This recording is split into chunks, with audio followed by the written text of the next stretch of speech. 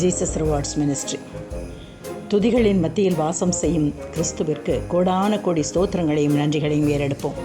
பயப்படாதே, நீ தேவனிடத்தில் கிருபை பெற்றாய் என்று கபிரியேல் தூதன் சொன்னவற்றை மனதில் கொண்டவரான மரியாள் தூய்மை, கீழ்ப்படிதல், தாழ்மை, விசுவாசம், தேவனுக்காக பொறுப்புகளையும் பாடுகளையும் ஏற்றுக்கொள்வதற்கு ஆயத்தம் போன்ற பல சிறந்த பண்புகளில் மரியாள் உறைவிடமாக திகழ்ந்தார். மரியாள் பெற்ற கிருபை வேறு யாருக்கும் கிடைக்காத ஒன்று. கபிரியேலிடம் மரியாள் அடையாளம் கேட்கவில்லை, விளக்கம் கேட்டார். நிறை மாதம் கர்ப்பம் நிறைந்த நிலையில் 150 கிலோமீட்டர் தூரத்திற்கு மேலாக கழுதையின் மேல் பயணம் செய்ததையும், தங்குவதற்கு இடமின்றி சத்திரத்தின் தொழுவத்தில் குழந்தை பெற்றெடுத்ததையும், பின்னர் நடந்த அனைத்து நிகழ்வுகளுக்கும் பொறுமை காத்தார். இத்தகைய சாந்த சொரூபியை தாயாக பெற்ற நம் கிறிஸ்துவுக்கு மகிழ்ச்சியுடன் நாம் துதிகளை ஏறெடுப்போம்.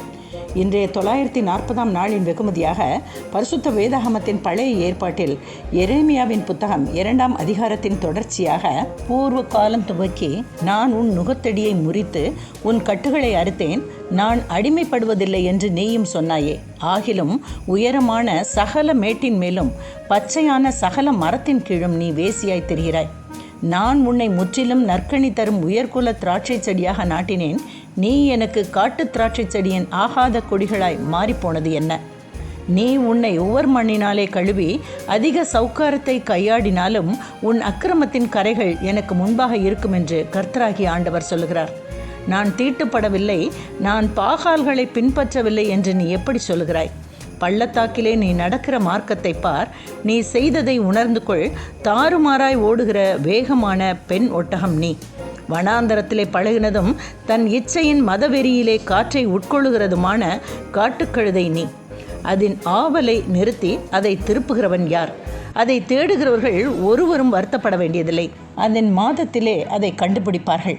உன் கால் வெறுங்காலாகாதபடிக்கும் உன் தொண்டை வறட்சியடையாதபடிக்கும் அடக்கிக்கொள் என்றால் நீ அது கூடாத காரியம், நான் அப்படி செய்ய மாட்டேன், அந்நியரை நேசிக்கிறேன், அவர்கள் பிறகே போவேன் என்கிறாய்.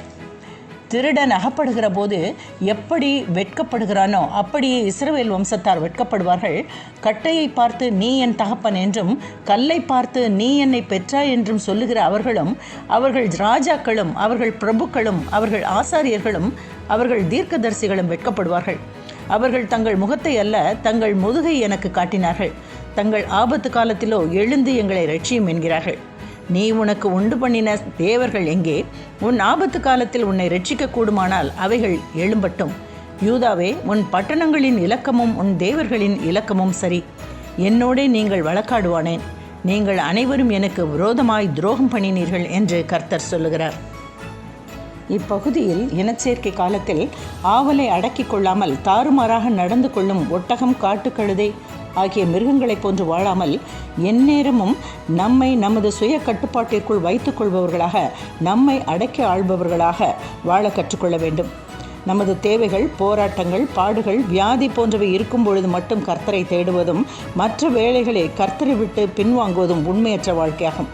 எப்பொழுதும் உண்மையாகவே கர்த்தரை பின்பற்ற எனக்கு உதவி செய்யும் என்று கர்த்தரையே சார்ந்து நமது வாழ்க்கையை அமைத்துக் கொள்வோம்.